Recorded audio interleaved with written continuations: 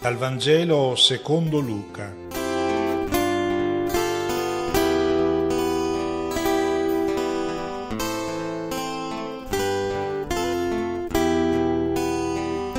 Una buona domenica a tutti.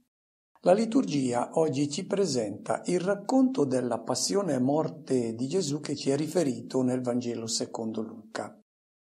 Tutti gli evangelisti dedicano uno spazio notevole a questi ultimi eventi della vita di Gesù.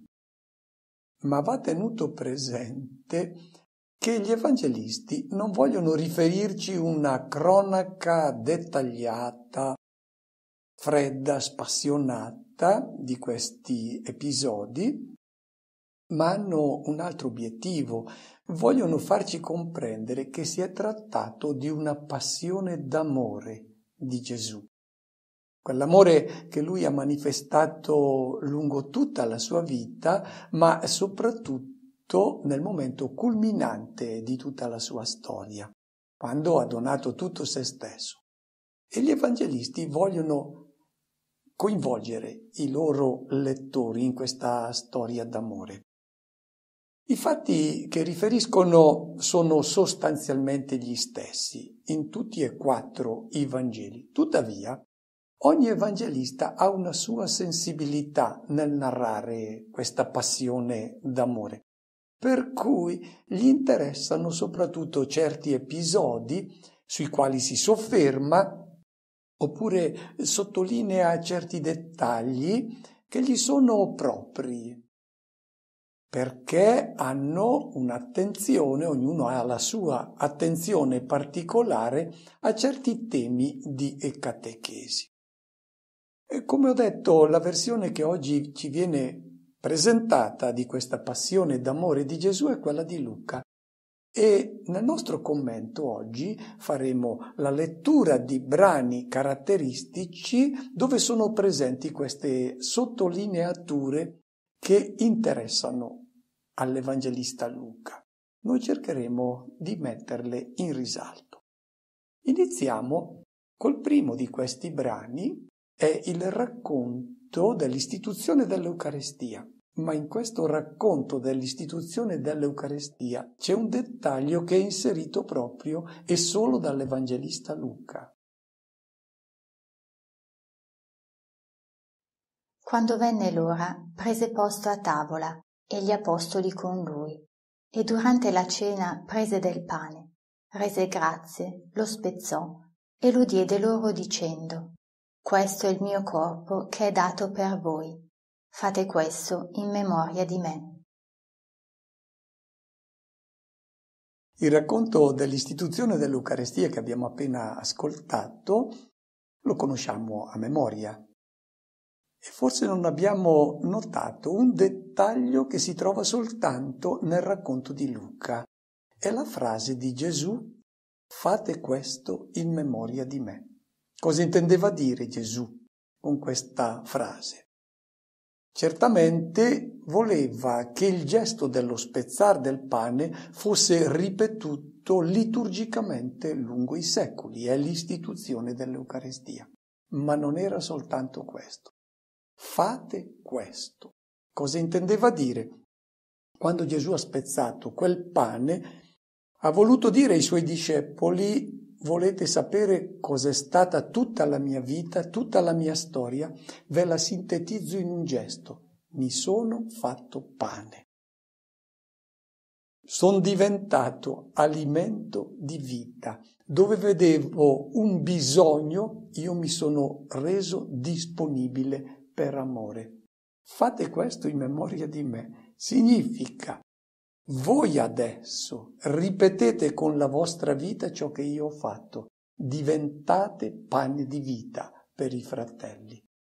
Se noi non realizziamo nella nostra vita questo segno che viene riprodotto nel banchetto eucaristico, la ripetizione liturgica potrebbe ridursi a un rito vuoto e forse addirittura ipocrita. La nostra vita non può smentire il segno eucaristico che noi celebriamo. E nacque tra loro anche una discussione, chi di loro fosse da considerare più grande. Egli disse: i re delle nazioni le governano, e coloro che hanno potere su di esse si fanno chiamare benefattori. Fra voi però non così, ma chi tra voi è più grande diventi come il più giovane, e chi governa come colui che serve. Infatti, chi è più grande? Chi sta a tavola o chi serve? Non è forse colui che sta a tavola? Eppure io sto in mezzo a voi come colui che serve. Leggendo i Vangeli, noi ci imbattiamo molte volte in episodi spiacevoli che riguardano i discepoli.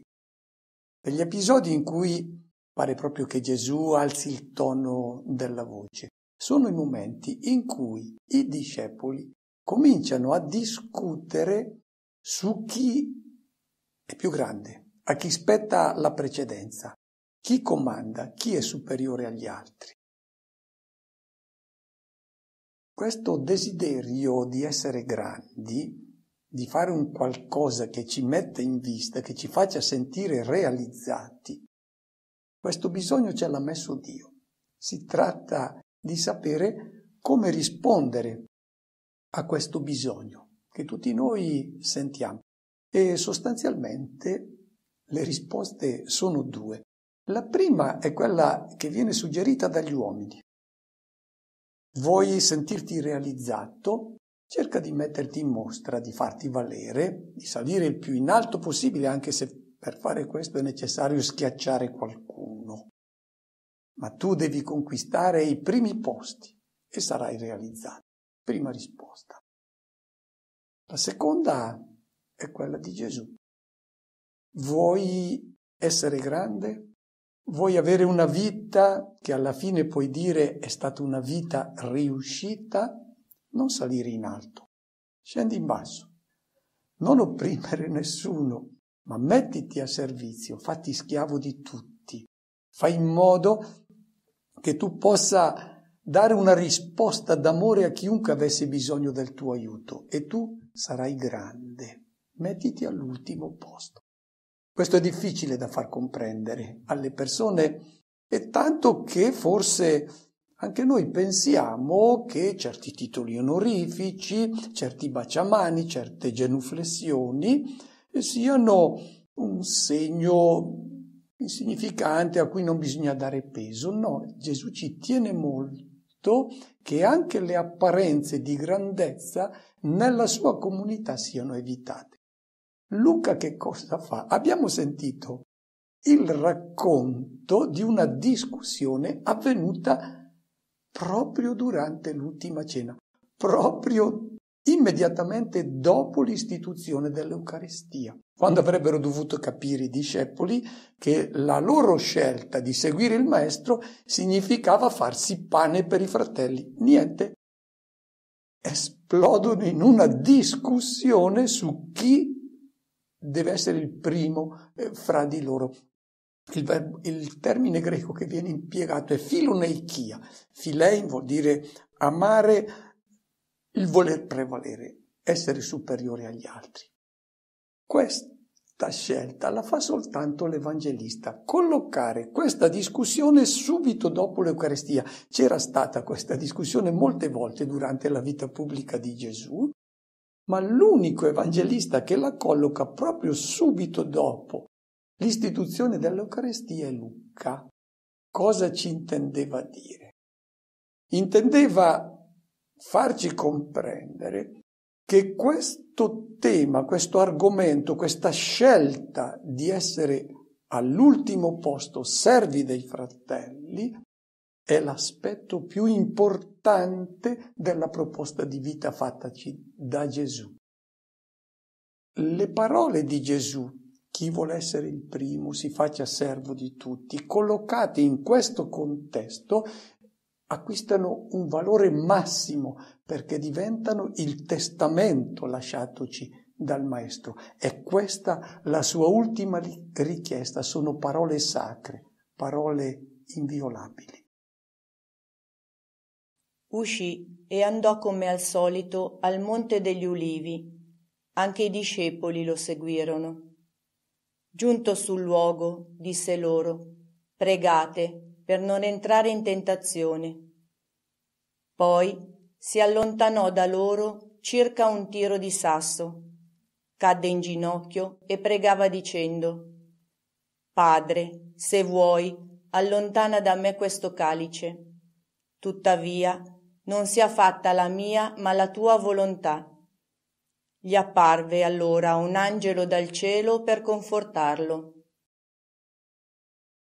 Nel terzo brano del racconto della passione d'amore, secondo la versione di Luca, abbiamo due elementi caratteristici che c'ha soltanto questo evangelista.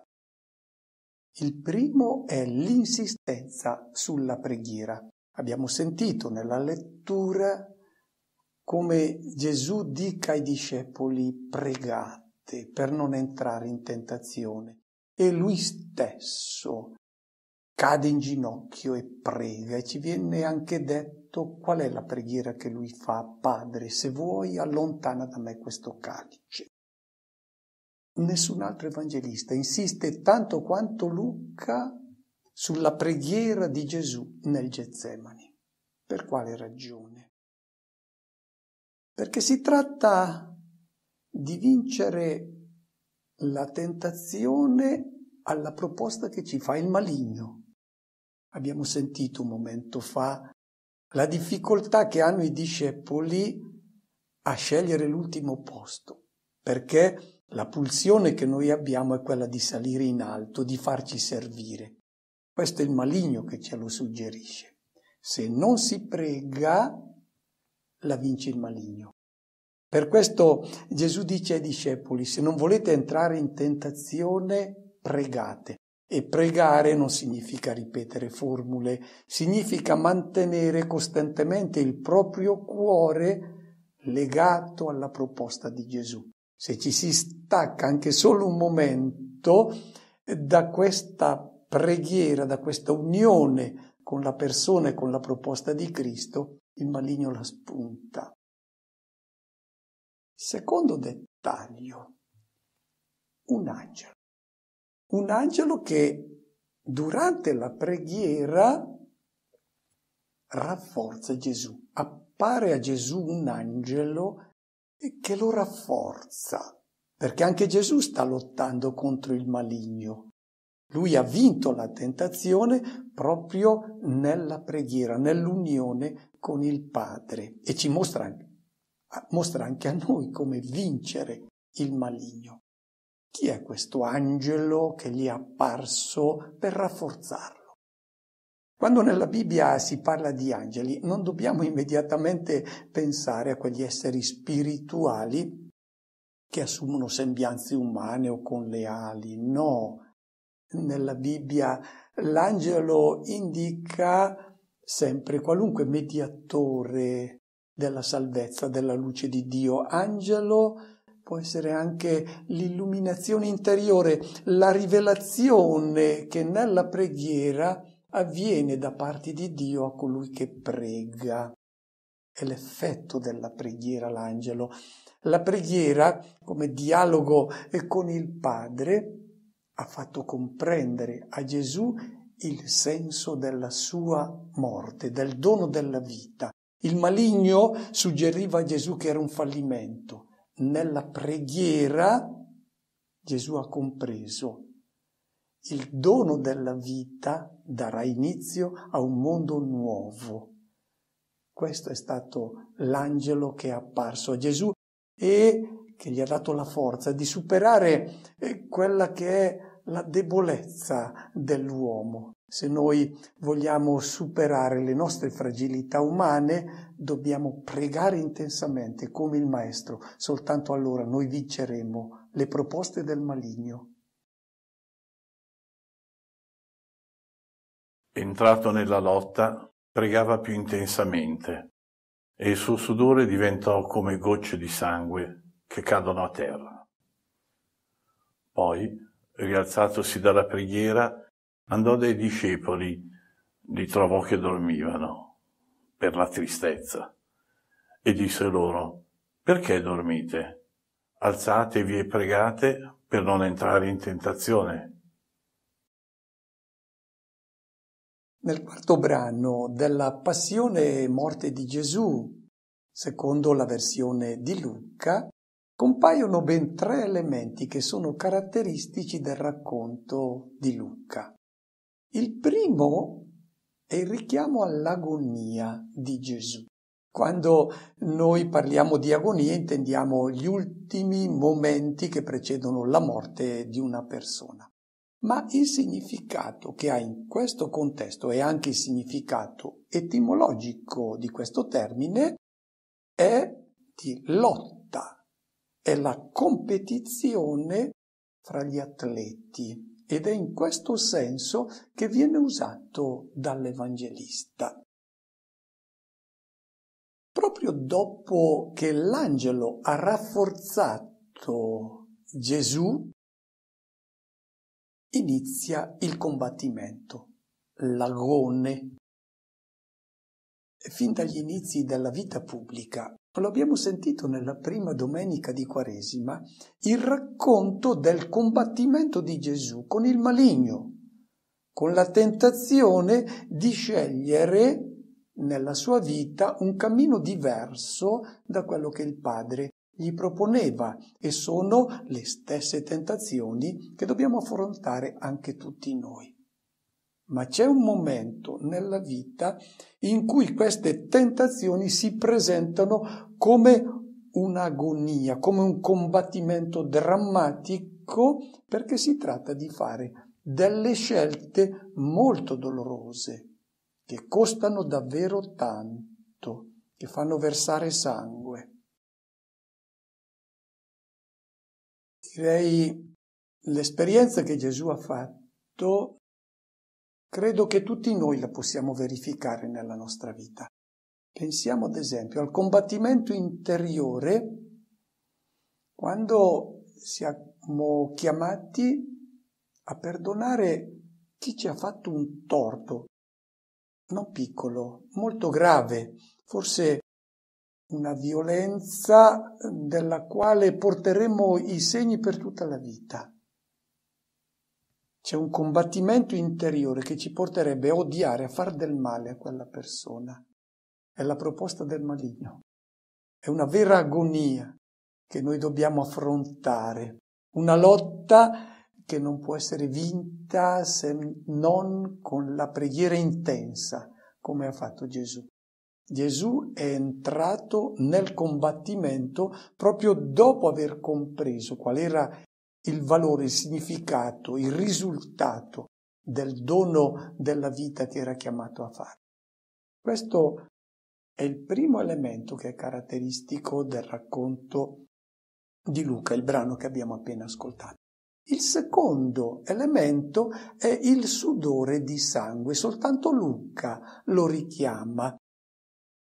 Il fenomeno chiamato ematoidrosi è conosciuto nell'antichità. Al posto del sudore normale, alcune volte può essere un sudore di sangue. L'interpretazione che veniva data generalmente era l'effetto dello sconforto di Gesù in quel momento. Questo non è il significato di questo dettaglio riferitoci da Luca. Non avrebbe senso. Dopo che Gesù è stato rafforzato dall'angelo, cominciasse a cadere nello sconforto, nell'abbattimento. No. Che cosa indica questo sudore di sangue? Indica la tensione dell'atleta in prossimità di una gara. Suda un atleta perché sa che deve affrontare un avversario molto forte, molto pericoloso. L'Evangelista dice che non fu soltanto sudore, ma addirittura sudore di sangue. Gesù quindi è concentratissimo, sente i tremiti per la lotta che deve affrontare, perché deve donare la vita, ma sa anche di essere molto più forte del maligno. Il terzo dettaglio. i discepoli che dormono, e aggiunge l'Evangelista, per la tristezza. Durante la passione i discepoli non fanno una bella figura a Giuda che lo consegna, Pietro che lo rinnega, tutti gli altri che fuggono, e quindi tutti gli altri evangelisti richiamano questo comportamento vile di tutti gli apostoli. Che cosa fa Luca? Nel suo racconto, anzitutto, non accenna alla fuga dei discepoli. Anzi, dice che al Calvario tutti i suoi conoscenti assistevano da lontano. Secondo dettaglio, Luca non riferisce il rimprovero di Gesù a Pietro, Gesù che dice a Pietro: Simone, dormi, non hai potuto vegliare un attimo con me? Luca non lo mette. E poi, terzo significativo dettaglio di Luca: dormivano per la tristezza. Che cosa intende dirci Luca? Lui è un pastore d'anime e dice come devono interpretare i pastori d'anime le debolezze dei discepoli, i peccati. Devono attribuirli come fa Gesù. All'ignoranza, non sanno quello che fanno, alla fragilità umana, quella fragilità che ci accomuna tutti. Notiamo come Luca cerca di scusare coloro che sbagliano. L'unico fra gli evangelisti che ci presenta i discepoli e dice: sono persone innamorate di Cristo, ma sono deboli, come tutti noi siamo. È un messaggio molto importante questo per i pastori d'anime. Perché? Perché non si deve mai rimproverare colui che ha sbagliato, non si può mai umiliarlo, svergognarlo, perché chi non si sente accolto, stimato, malgrado le sue debolezze, finisce per ripiegarsi pericolosamente su se stesso, e questo preclude qualunque via di recupero. Luca ci dice e dice a tutti i pastori d'anime: sappiate scusare e comprendere tutti coloro che sbagliano. Giuda, uno dei 12, si avvicinò a Gesù per baciarlo. Gesù gli disse: Giuda, con un bacio tu consegni il figlio dell'uomo? Allora quelli che erano con lui, vedendo ciò che stava per accadere, dissero: Signore, dobbiamo colpire con la spada? E uno di loro colpì il servo del sommo sacerdote e gli staccò l'orecchio destro. Ma Gesù intervenne dicendo: Adesso smettetela, e toccandogli l'orecchio lo guarì. Tutti gli evangelisti ci dicono che al momento della cattura di Gesù c'è stata parecchia confusione e anche un po' di rissa, e chi ci è andato di mezzo è stato il servo del sommo sacerdote che è stato ferito. Quando noi veniamo aggrediti, la reazione istintiva è quella dell'autodifesa. E se per caso c'è un qualche ferimento, possiamo anche dire: è andato a cercarselo. Gli evangelisti ci dicono che in quella confusione i discepoli erano disposti a cominciare la lotta. Difatti, l'evangelista Luca è anche il più diretto nel riferirci la proposta fatta dai discepoli di Gesù. Signore, dobbiamo colpire con la spada. Ma il testo originale è ancora molto più forte, dice: Signore, noi adesso mettiamo mano alla spada. Quindi non un interrogativo, ma una decisione contro la quale interviene immediatamente il maestro.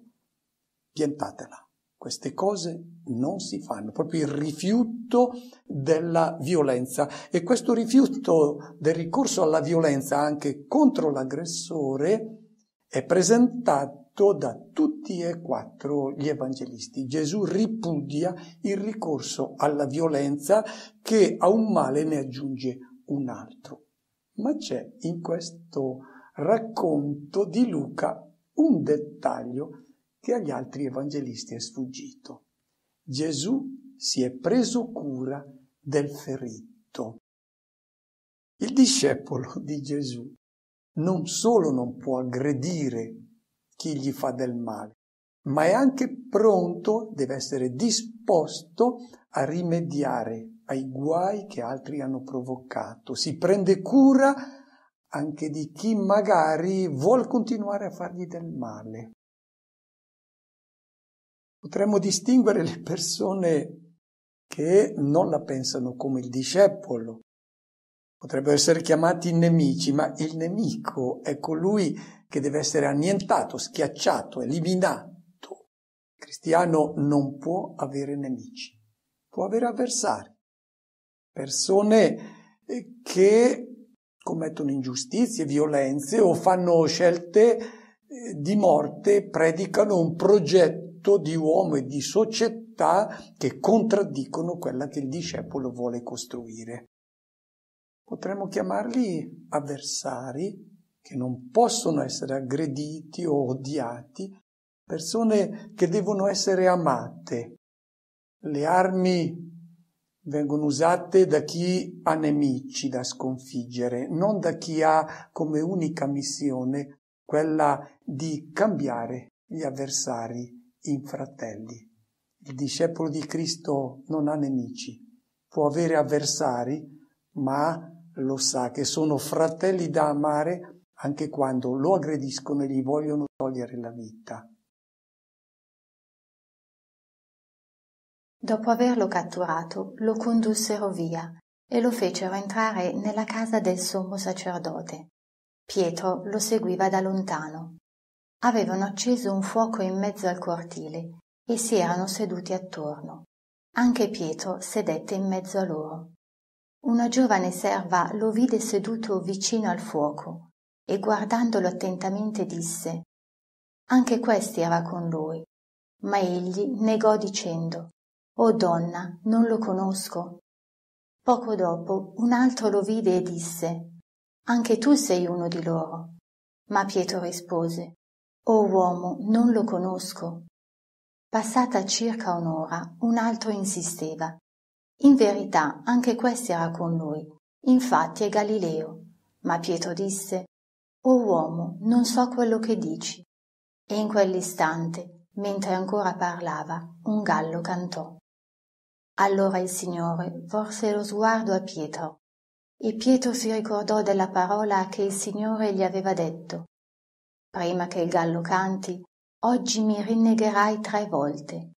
E uscito fuori scoppiò a piangere. Tutti e 4 gli evangelisti ci riferiscono il rinnegamento di Pietro.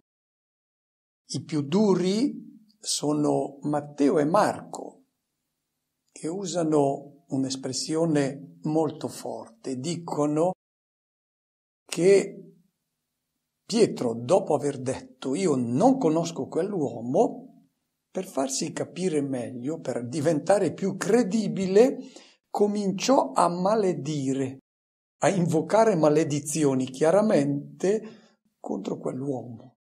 Deve aver bestemmiato Gesù per far capire che lui con quell'uomo proprio non c'entrava. Molto duri, Matteo e Marco. E tutti e 3 i sinottici ci dicono che dopo aver rinnegato il maestro nella casa del sommo sacerdote, Pietro uscì e scoppiò a piangere. Soltanto Luca introduce un dettaglio. Dice: dopo che Pietro cominciò a bestemmiare il nome di Gesù, il Signore, voltatosi, guardò Pietro. Qual è il significato di questo sguardo? Guai a noi interpretarlo come un rimprovero del Maestro. Non è questo il significato di quello sguardo. Quello sguardo, anzitutto diciamo, Pietro è l'unico che ha avuto il coraggio di intrufolarsi in mezzo ai servi del sommo sacerdote sapendo quello che rischiava. Poi quando si è trattato di dichiararsi discepolo non ce l'ha fatta, però lui era innamorato del maestro e Gesù ha capito l'amore del suo discepolo. Quello sguardo anzitutto viene presentato con un verbo greco che non è guardò Pietro, ma embleppo, gli ha guardato dentro. Ha capito Gesù quanto grande era l'amore di Pietro anche se non ce la faceva a seguirlo fino al dono della vita. Guardò Pietro significa ho capito che mi vuoi bene, anche se non ce la fai, so che mi vuoi bene. Sottolineando questo sguardo, Luca vuole indicare a tutti i cristiani come devono essere considerate le fragilità dei fratelli e anche le proprie fragilità. Non con cattiveria, vanno guardate con gli occhi di Gesù, occhi che infondono fiducia, che ridonano speranza, occhi che sanno scoprire anche nel più grande peccatore una scintilla di amore, ed è soltanto questo sguardo che aiuta a ripartire. Vedendo Gesù, Erode si rallegrò molto. Da molto tempo, infatti, desiderava vederlo per averne sentito parlare e sperava di vedere qualche miracolo fatto da lui. Lo interrogò facendogli molte domande, ma egli non gli rispose nulla. Erano presenti anche i capi dei sacerdoti e gli scribi e insistevano nell'accusarlo. Allora anche Erode, con i suoi soldati, lo insultò, si fece beffe di lui, gli mise addosso una splendida veste e lo rimandò a Pilato. In quel giorno Erode e Pilato diventarono amici tra loro. Prima infatti tra loro vi era stata inimicizia. Il settimo brano che abbiamo ascoltato è proprio di Luca. Questo racconto dell'invio di Gesù a Erode da parte di Pilato è un racconto che c'ha soltanto Luca. L'Erode di cui si parla nella passione di Gesù è Antipa, il figlio di Erode il Grande, quello che voleva eliminare Gesù fin dalla nascita. Che tipo era? Gesù dice che era una volpe, non nel senso che era furbo, l'espressione significa è un uomo senza personalità, era un debole, un corrotto, non valeva nulla anche dal punto di vista politico e governava la Galilea e la Perea, quindi Gesù è sempre stato sottomesso per tutta la vita a questo re. Probabilmente Gesù ha lavorato a Seforis proprio come carpentiere accanto al palazzo di questo Erode Antipa. Non era famoso in quel tempo, era un artigiano, doveva aver lavorato con suo padre Giuseppe. Ma non è lì che Erode Antipa aveva sentito parlare di Gesù. E in seguito, quando Gesù ha iniziato la vita pubblica, ha cominciato a compiere dei gesti straordinari. Ci dice il Vangelo che desiderava anche incontrarlo. Bene. Erode Antipa se lo vede arrivare all'improvviso, in modo inaspettato, in questo tempo pasquale, si trovava a Gerusalemme e non in Galilea, aveva poi cambiato residenza, non era più a Seforis ma era a Tiberiade, però si trovava a Gerusalemme.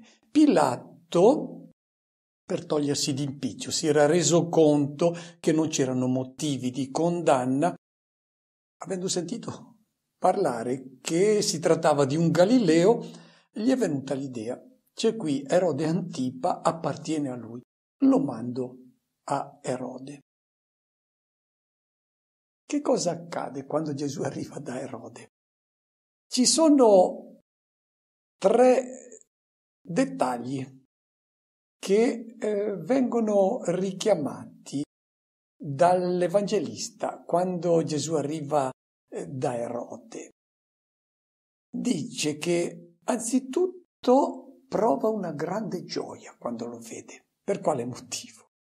Perché era convinto che si trattasse di un mago, di un indovino, di un esperto in arti occulte, e sappiamo che in tutto l'impero i maghi avevano un grande successo. Tutti gli imperatori avevano alla loro corte qualche mago che doveva fare le previsioni, dire se si doveva fare una battaglia oppure no, fare una scelta oppure rifiutarla.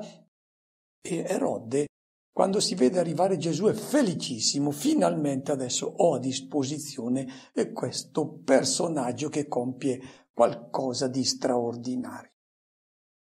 Secondo momento, la delusione. Gesù non gli dà risposta. Erode non riesce a ottenere ciò che lui sperava di vedere, qualche prodigio, qualche cosa di straordinario. Nulla. Terza reazione. Ha cominciato a insultarlo. E il verbo greco che viene impiegato è exuteneo, che significa lo annientò. E vuol dire che per lui Gesù non conta niente. Gli ha fatto capire: tu non sei nessuno, sono stato ingannato, sono stato imbrogliato, ero convinto che eri un personaggio straordinario, ma tu sei niente, sei nessuno. Lo ha annientato. Ed è vero, per i valori che sono nella mente di Erode Antipa, Gesù non conta proprio nulla, perché agli occhi del mondo non era lui il grande, colui che valeva qualcosa. Erode lo annienta. C'è una quarta reazione, lo schernisce. Empaizo in greco significa che è scoppiato a ridere. Un buffone c'ho davanti. Questa è stata la reazione di Erode. Gesù non ha detto parola, non ha dato risposta. Quello che Erode si aspettava non l'ha ottenuto. Cosa intende dirci Luca? Vuole mettere in guardia coloro che cercano Gesù solo come facitore di miracoli.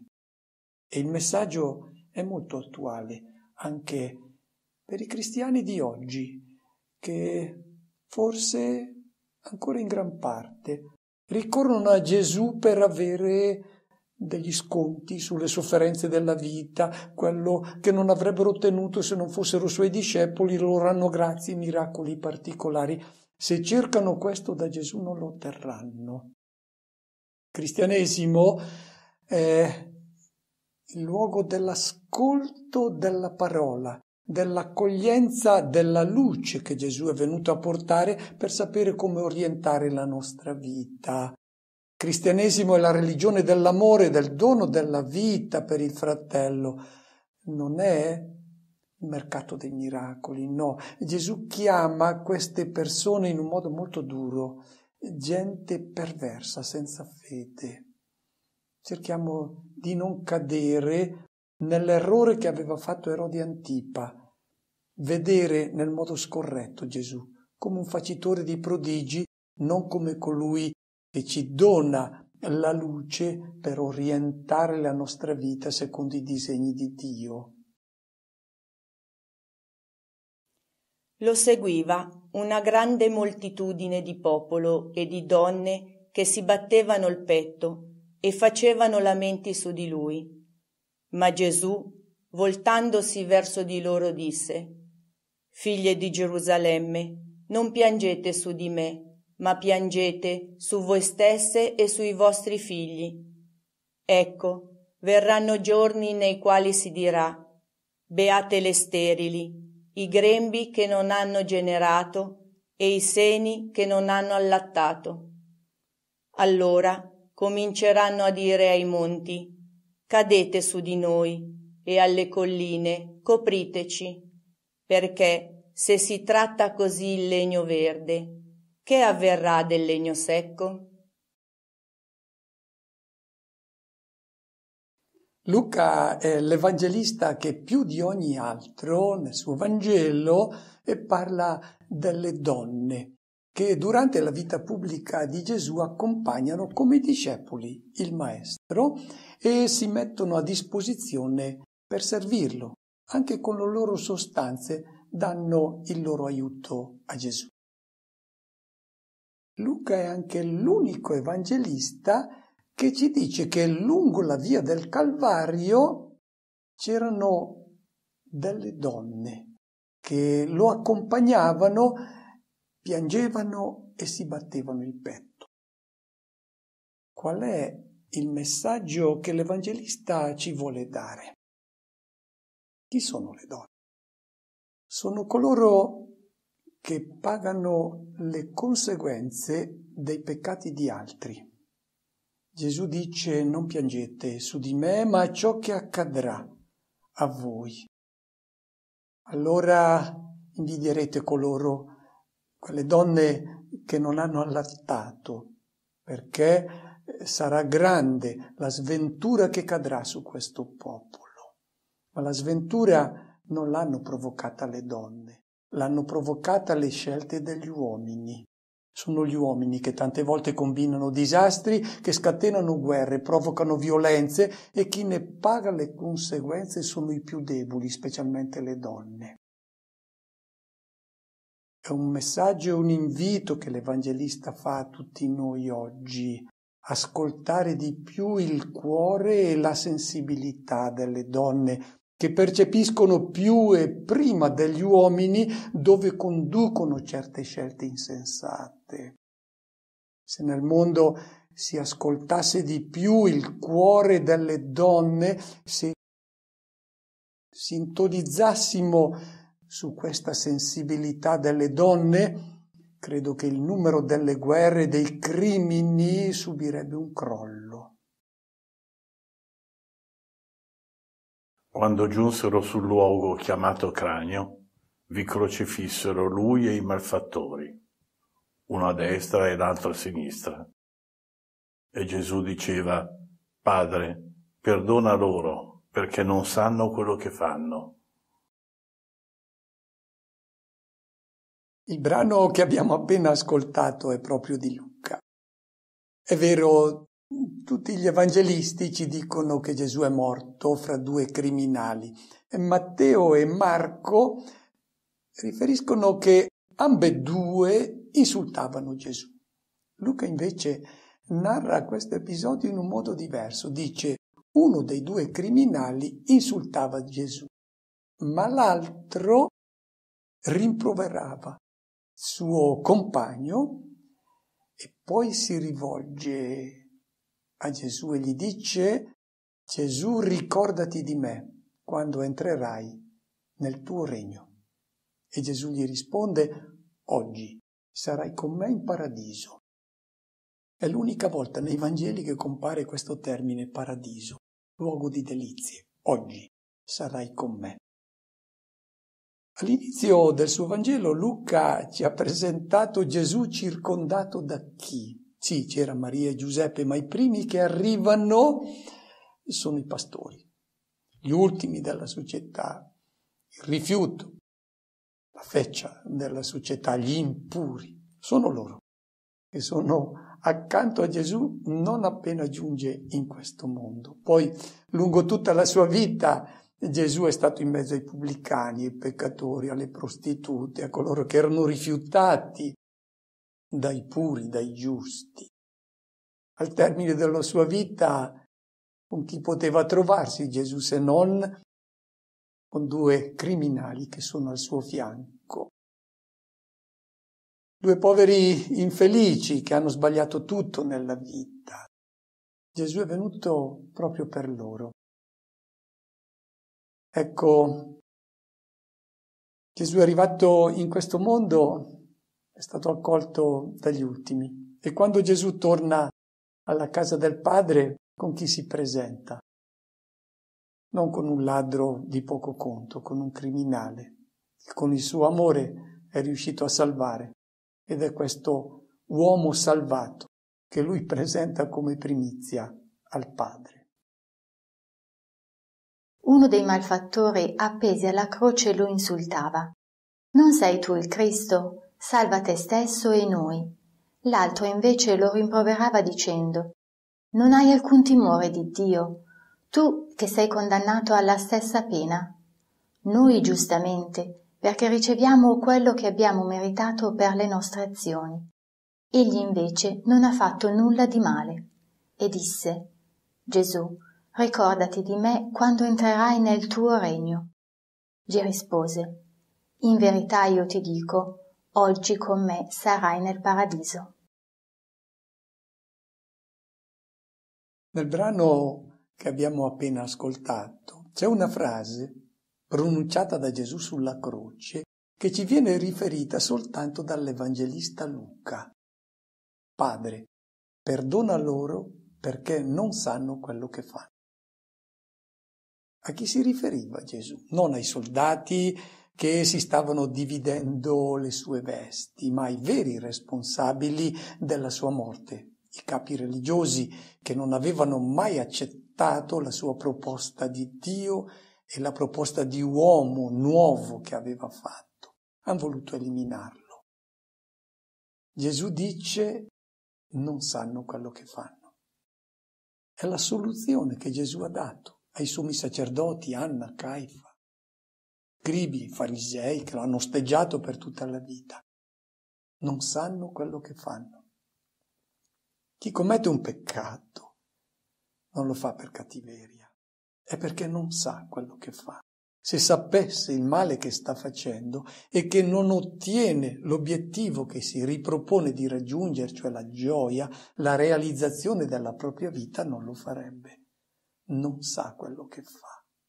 Gesù ci dice come dobbiamo guardare coloro che sbagliano nella vita.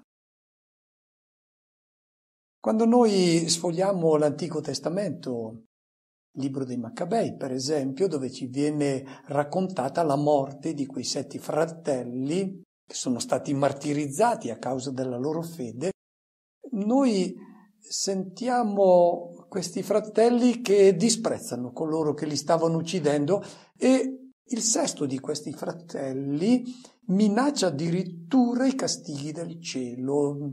Dice a coloro che lo stanno uccidendo: voi non rimarrete impuniti per il crimine che state commettendo. Gesù non impiega questo linguaggio e non coltiva questi sentimenti. E il discepolo di Cristo anche non può conoscere questo linguaggio, non può imprecare, non può maledire, non può invocare castighi contro coloro che fanno il male. Anche nei momenti più drammatici, quando subisce ingiustizia e anche la morte, il discepolo può pronunciare soltanto parole di amore. Abbiamo un esempio molto bello del vero discepolo che si comporta come il maestro. Il primo martire, Stefano. C'era un testimone oculare, Paolo, che custodiva i mantelli di coloro che stavano lapidando Stefano. Dice, è ancora Luca che ce lo racconta, Stefano piegò le ginocchia sotto i colpi delle pietre che gli stavano scagliando e le sue ultime parole sono state: Signore, non imputare loro questo peccato. Detto questo, si addormentò. È il discepolo che si comporta come il maestro e che non può avere altri sentimenti, altre parole nei confronti di coloro che gli fanno del male. Quando noi leggiamo la prima lettera di Pietro, che è stata inviata a coloro che stavano subendo persecuzione nell'Asia Minore, nel Ponto, nella Galazia, nella Cappadocia, in Bitinia, l'autore di questa lettera scrive: ricordatevi del Maestro, il quale, oltraggiato, non rispondeva con oltraggi e soffrendo non minacciava vendetta. Quando subisce ingiustizia, soprusi, vessazioni, il discepolo deve sempre ricordarsi di come ha risposto il Maestro a coloro che gli stavano togliendo la vita. Padre, perdona loro. non sanno quello che si fanno. Auguro a tutti una buona settimana di preparazione alla Pasqua.